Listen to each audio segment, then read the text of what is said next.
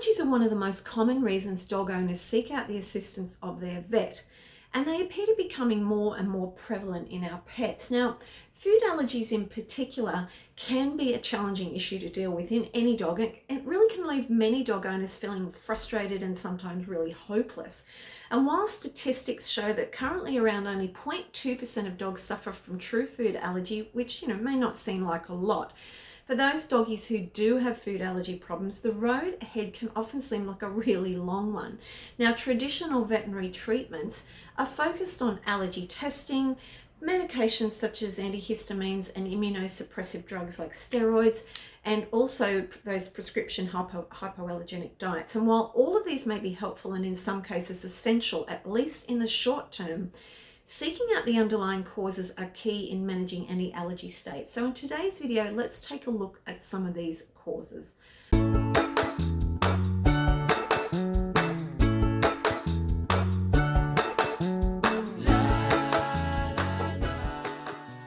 Hi there, Lyndall Pinchin, Canine Naturopath from Canine Vitality, and welcome to my channel, Happy Healthy Dogs, where it's my passion to help you help your dog live a longer, healthier life.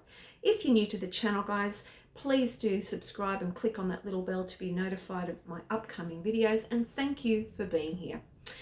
Now, to best be able to treat and manage food allergy, let's firstly define what food allergy is and why this occurs in your dog's body.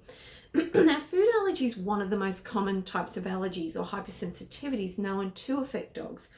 And in a dog that does have a true food allergy, their immune system tends to overreact and produce antibodies to substances that it would normally tolerate. Now, in an allergic reaction to food, antibodies are produced against some part of the food. It's most often a protein or a complex carbohydrate.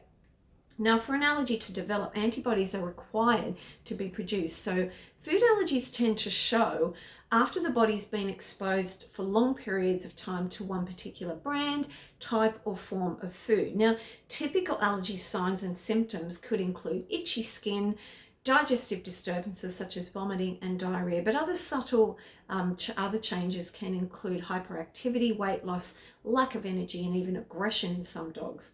Now, some of the common food allergens tend to be foods like proteins, as I said, especially those from dairy products, along with beef, lamb, chicken, eggs, soy, and then also gluten from wheat. Now, each time a pet eats food containing these substances, the antibodies react with antigens, and symptoms such as those I've mentioned tend to occur.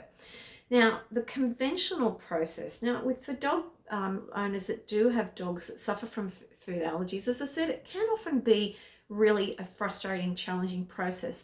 The conventional reliance on medications like steroids and Apoquel, along with other immunosuppressive drugs, is aimed at reducing that overactivity of the immune system in its heightened state. Now, while these drugs may suppress the symptoms of the food allergy, unfortunately, they're really hard on your dog's immune system, essentially disabling it. Now, this leaves the immune system unable to keep a check on other harmful invaders like viruses, bacteria, and even cancers. So these drugs can really mean your dog is paying a pretty high price in terms of the health of their immune system. In addition to drugs, allergy tests and subsequent hypoallergenic diets, can't even say the word today. Now, these usually come in the form of processed commercial products that can often contain ingredients that may actually make things worse. For example, a popular prescription brand that is marketed for dogs with specific food allergies contains ingredients such as brewer's yeast, soya oil, split peas, pearl barley, and pork flavoring. Now, these are foods that I just would not recommend really for any dog, particularly if I am dealing with any gut or immune issue. The high level of starch in many of these products in particular can really lead to a lot of further gut issues. Now, many times I've had clients come to me over the years that have been following these regimes long term with their dog and feeling like they're making limited or maybe no progress at all. And often this comes at enormous financial cost, not to mention the stress involved for dog and owner alike. Now, don't get me wrong, guys. Getting a proper diagnosis for your dog's allergy issue through your vet is essential. And as I mentioned earlier, those conventional treatments are an important part of the process, especially early on. But we do really need to look at some of the underlying imbalances and not just focus on treating the symptoms when it comes to allergy states if we're going to gain positive long-term results. Now, what about a more natural approach and the role of gut health?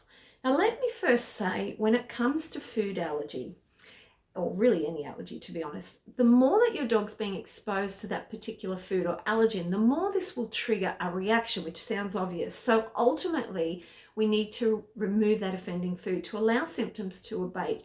And this is where elimination diets can be helpful and indeed may be essential for a period of time. Now, such a diet involves not feeding several foods that are known to cause symptoms in your dog. Over time, your dog can resume eating these foods one by one until it can be determined whether any of these have caused or worsened their symptoms. Now, they can then avoid these foods moving forward. However, in some dogs, that really restrictive nature of the diet can really lead to limited food choices. You know, I've got a client I've started working with recently who has a dog named Archie that's been suffering from food allergy issues and has been on a really restrictive diet based around fish and green beans for quite a long time. Now, poor Archie, needless to say, he's lost a lot of weight and he's agitated and hungry a lot of the time. Now, fortunately, now he's on his way to being able to introduce greater variety of foods. So while restricting foods is important, let's look at what I believe is one of the most important considerations in allergy, and that is the role that the gut plays in terms of the immune system response. Now, in our dogs, as with humans, around about 70% of that immune system is housed in the gut. Now, today we're hearing more and more about the benefits of a healthy gut for us as humans, and indeed the same applies to our pets. Now, one of the most common gut issues we are seeing in both people and pets today is something known as leaky gut syndrome. And this is something I talk about and treat regularly with my canine clients. What is leaky gut and how is it linked to food allergy? So to squarely answer this, we need to just pop our little biology hat on just for a moment. Now, inside your dog's body or in their stomach exists the intestinal mucosa, which is a lining that acts a bit like a strainer for bacteria and toxins. And also at the same time, it helps channel digested nutrients from the stomach into the bloodstream. Put simply, this lining keeps the bad stuff out and brings the good stuff in. Now, damage to this lining can really lead to your dog's gut losing this buffer. Inflammation can stretch the junctions of this mucosal lining, which allows toxins, pathogen, and undigested food to pass straight into the bloodstream, which is a problem. Now, the result is a domino effect within your dog's body. The liver, which is always on the lookout for toxins, is the first organ to succumb to this wave from the invader. Once its defenses fall, the immune system takes over, but gets a little bit overly zealous in its attempt to protect the body. And it can actually start to attack the dog's body itself along with those toxins.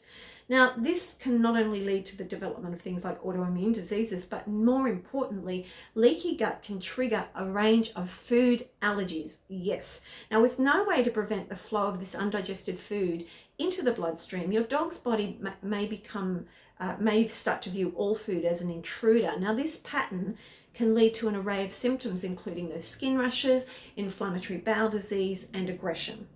Now, from my perspective, there's 5 major contributing factors to any damage to this mucosal lining.